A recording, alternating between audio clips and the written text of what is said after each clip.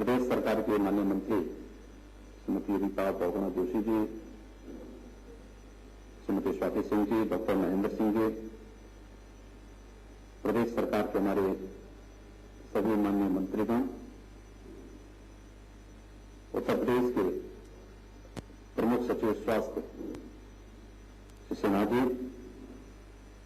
स्वास्थ्य विभाग के सभी अधिकारीगण, उपस्थित भाइयों बहनों, मुझे अत्यंत प्रसन्नता की अनुभूति है कि स्वास्थ्य विभाग 2 वर्षों से लंबित एडवांस लाइफ सपोर्ट एम्बुलेंस सेवा को अधिकारीगण, उपस्थित भाइयों बहनों, मुझे अत्यंत प्रसन्नता की अनुभूति है कि स्वास्थ्य विभाग 2 वर्षों से लंबित एडवांस लाइफ सपोर्ट एम्बुलेंस सेवा को आज बैसाखी के दिन शुभारंभ कर रहा है।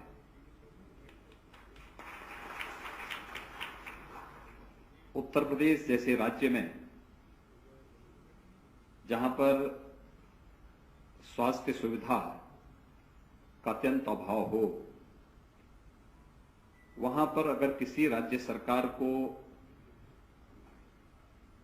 केंद्र सरकार के सहयोग से इस प्रकार की एडवांस लाइफ सपोर्ट एम्बुलेंसेस प्राप्त हों और प्रदेश सरकार उसको न ले पा रही हो, तो जनता के प्रति उस सरकार की क्या जवाबदेही रही होगी, आप सहज अनुमान लगा सकते हैं। लोकतंत्र में जनता के द्वारा चुनी गई सरकार जनता के प्रति जवाबदेह हो, यह एक उदाहरण हम सबके सामने है कि केंद्र की सरकार पैसा देना चाहती थी, लेकिन राज्य की सरकार लेना नहीं चाहती थी। हम लोग किस समय प्रेजेंटेशन चल रहे हैं विभिन्न विभागों के, और मैं देखकर ताज्जुब करता हूं कि सार्वजनिक जीवन में हम लोग कार्य करते हैं और हम लोग इस बात को अक्सर महसूस करते हैं कि जब भी हम किसी लोक कल्याणकारी, जनउपयोगी और प्रदेश के विकास से जुड़ी हुई किसी योजना को लेकर के पूर्व की सरकारों के पास आते थे तो हमें एक ही जवाब मिलता था कि हमारे पास पैसा नहीं है। केंद्र की सरकार उसके लिए पैसा देना चाहती है। आज हम इस बात को देख रहे हैं कि बहुत सारी ऐसी योजनाएं हैं जिस पर केंद्र की सरकार की अपनी योजना है। केंद्र सरकार प्रदेश सरकार को पैसा देना चाहती थी, लेकिन राज्य सरकार इसलिए पैसा नहीं लेना चाहती थी कि कहीं ऐसा न हो कि उसका श्रेय मोदी जी को मिल जाए या केंद्र की भारतीय जनता पार्टी की सरकार को मिल जाए, और इसलिए प्रदेश की 22 करोड़ की जनता को उससे वंचित रखा गया। सज्जनों, भारत का जो फेडरल स्ट्रक्चर है, इसमें केंद्र और राज्य दोनों की अपनी भूमिका है और दोनों को मिलकर के इस लोक कल्याणकारी अभियान के साथ चलना होगा। और उस अभियान में जहां भी लोकहित की बात हो, जन कल्याण की बात हो, विकास की बात हो, वहां पर कहीं ना कहीं उन मतभेदों से ऊपर उठकर के कार्य करने की एक प्रवृत्ति पैदा होनी चाहिए थी। नहीं हो पाया, और इसलिए हम लोग जब बैठना प्रारंभ किए पूरे मंत्री परिषद के साथ, हम लोगों को अपने कैबिनेट की बैठक करने में देर हुई, लेकिन हम लोग मंत्री परिषद के सदस्य लगभग रोज एक बार तो अवश्य मिलते थे। और ये केवल मिलना आपसी, केवल आपस में बैठने के लिए नहीं मिलते थे, हम लोग इसलिए मिलते थे जिससे हम लोग बैठ करके अपने विभाग के बारे में संबंधित मंत्री चर्चा कर सके और उसकी जानकारी सभी संबंधित मंत्रियों को भी दे सकें, और केंद्र की सरकार की योजनाओं के साथ जोड़ने के साथ साथ चुनाव में जनता से जो हमने वायदे किए थे उस लोक कल्याण संकल्प पत्र के साथ हम उसको कैसे जोड़ करके आगे बढ़ा सकते हैं, इन सब मुद्दों पर हम चर्चा करते थे। और मुझे लगा कि इस चर्चा परिचर्चा में बहुत सारी ऐसी चीजें आई कि जो आज उतरता हुआ दिखाई दे रहा है जमीन पर। लोगों को लगता है कि सरकार बहुत तेजी के साथ चल रही है। नहीं, सरकार की स्पीड ही यही होनी चाहिए और हम उसी स्पीड को लेकर के चल रहे हैं जो आज उत्तर प्रदेश की आवश्यकता है। क्योंकि अगर उत्तर प्रदेश को देश के अग्रणी राज्यों में बनना है, उस स्थिति में पहुंचना है, तो जैसे हमारे मंत्रीगण तेजी के साथ इस स्पीड को बढ़ा करके प्रदेश की उस जंग को छुड़ाने का प्रयास कर रहे हैं और इसको आगे बढ़ाने का प्रयास कर रहे हैं, यह प्रयास ही उत्तर प्रदेश को 5 वर्ष में अग्रणी प्रदेश की उस भूमिका में प्रस्तुत करेगा जो इसको बीमारू राज्य की श्रेणी से उभारने में मदद कर सकता है। और उस उद्देश्य से ये सारे कार्य प्रारंभ हुए। लोगों को लगता है कि हम लोगों ने किसानों का कर्ज माफ किया तो हम प्रदेश की जनता पर अतिरिक्त भार छोड़ेंगे, कतई नहीं। हम लोग तय कर चुके हैं कि हम लोग स्वयं के और सरकार के फिजूल खर्ची को रोक देंगे और प्रदेश में जहां कहीं चोरी होती थी उसको पूरी तरह बंद कर देंगे। तो 36,000 करोड़ रुपए एक साल में हम अपने आप निकाल लेंगे। हम उसके सारे प्रबंध कर चुके हैं और आप देखना कि उत्तर प्रदेश तेजी के साथ आगे बढ़ेगा। यह एम्बुलेंस सेवा कितनी महत्वपूर्ण थी। अभी हम 150 दे रहे हैं, 100 और का इंतजाम सिद्धार्थनाथ सिंह जी ने कर दिया है, वह अभी शीघ्र आएगी। अनुमान करिए लखनऊ में यह सेवा उपलब्ध हो सकती है किसी अच्छे हॉस्पिटल में। निजी क्षेत्र के जो हॉस्पिटल्स हैं उनके पास कार्डियक एम्बुलेंस होती हैं, वे लोग चलाते हैं। वाराणसी में होंगी, कानपुर में होगी, इलाहाबाद में हो सकती है, पूर्वी उत्तर प्रदेश में गोरखपुर में 1-2 होंगी। लेकिन जो दूर दराज के क्षेत्र हैं वहां की क्या स्थिति है? हम अभी प्राथमिक स्वास्थ्य केंद्रों में चिकित्सक नहीं पहुंचा पाए। हमारे सामुदायिक स्वास्थ्य केंद्रों में चिकित्सकों की उपस्थिति नहीं हो पाती थी।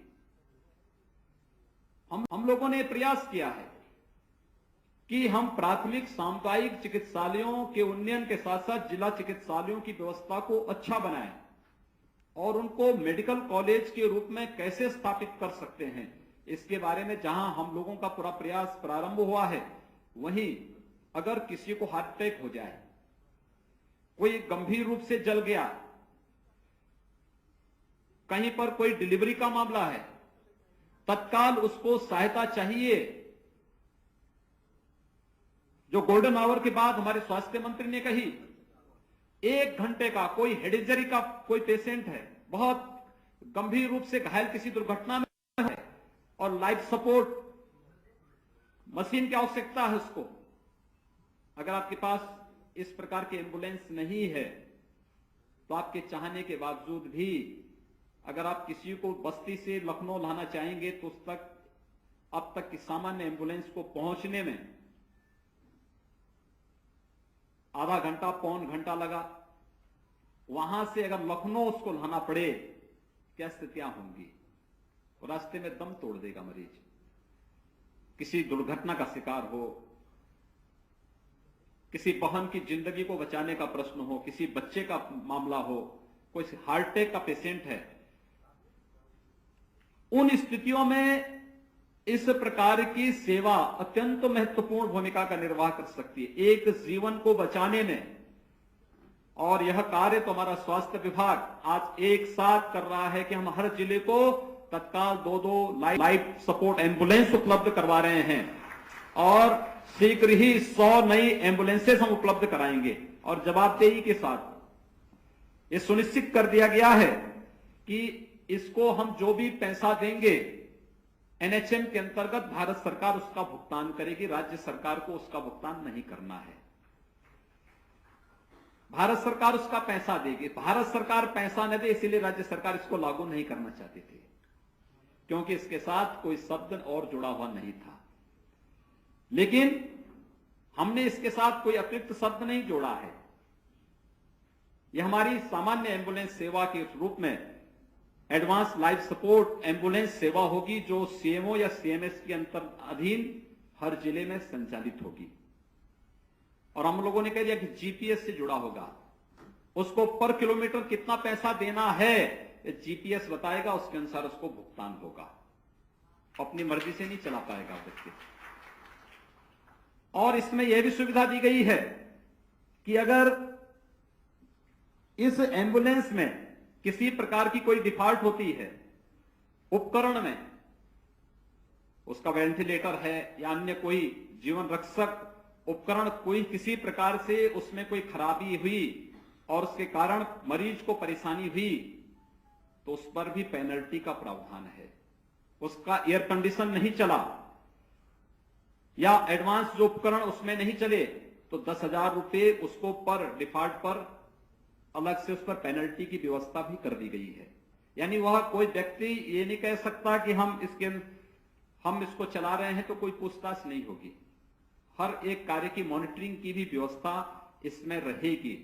और जो कंपनी इसको चला रही है, मुझे लगता है कि स्वास्थ्य विभाग इस बात को भी जरूर ध्यान में दें कि उसमें कार्यरत कर्मचारी और जो हमारे टेक्नीशियंस होंगे उनको समय समय पर मानदेय वो कंपनी जरूर प्रदान करें।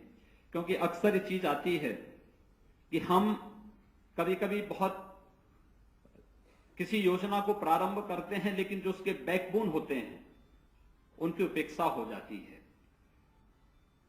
जो हमारे एडवांस जो ये एम्बुलेंस होंगे, लाइफ सपोर्ट एम्बुलेंस होगी, इसके जो ड्राइवर होंगे, इसके जो टेक्नीशियंस होंगे, उनकी बड़ी भूमिका होगी इसमें कार्य करने की।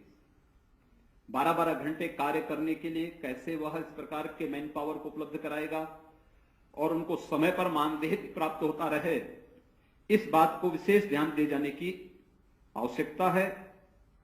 सेवा प्रदाता जो कंपनी है जीवीके है और मुझे लगता है कि इन सब का ध्यान ये लोग जरूर देंगे। हमें विश्वास है कि उत्तर प्रदेश की स्वास्थ्य सेवा को एक नई ऊंचाई तक पहुंचाने के लिए जो प्रयास उत्तर प्रदेश के अंदर प्रारंभ हुआ है, माननीय प्रधानमंत्री जी की जो मंशा है प्रदेश के बारे में, चुनाव के समय हमारे राष्ट्रीय अध्यक्ष जिन मुद्दों को बार बार उठाते थे कि हम ऐसी व्यवस्था देंगे कि 15 मिनट के अंदर 108 डायल की एम्बुलेंस उपलब्ध हो जाएगी, हम उससे भी आगे जाने का प्रयास कर रहे हैं और शीघ्र ही यह सेवा उत्तर प्रदेश के अंदर प्रत्येक नागरिक को बिना भेदभाव के प्राप्त हो पाएगी। मैं इस अवसर पर अपने स्वास्थ्य मंत्री सिद्धार्थनाथ सिंह जी को, उनके सहयोगी मंत्री डॉक्टर महेंद्र सिंह जी को और अपने मंत्रिमंडल के सहयोगी श्री केशव प्रसाद मौर्य जी को, श्रीमती रीता अपर्णा जोशी जी को, श्रीमती स्वाति सिंह जी को और अपने सभी सहयोगी मंत्रियों को इस अवसर पर हृदय से इस सेवा को प्रारंभ करने के लिए बधाई देता हूं, साधुवाद देता हूं। उत्तर प्रदेश की जनता को बैसाखी के अवसर पर इस नई सौगात को प्रदान करने के लिए कोटि कोटि बधाई और शुभकामनाएं देते हुए विश्वास करता हूं कि उत्तर प्रदेश की स्वास्थ्य सेवाएं प्रदेश के अंदर उन क्षेत्रों में भी जो अब तक पिछड़े थे, जो स्वास्थ्य सेवा से वंचित थे, वहां तक हम इस स्वास्थ्य सेवा को पहुंचाने में सफल होंगे। आप सबके प्रति मेरी शुभकामनाएं। धन्यवाद। जय हिंद।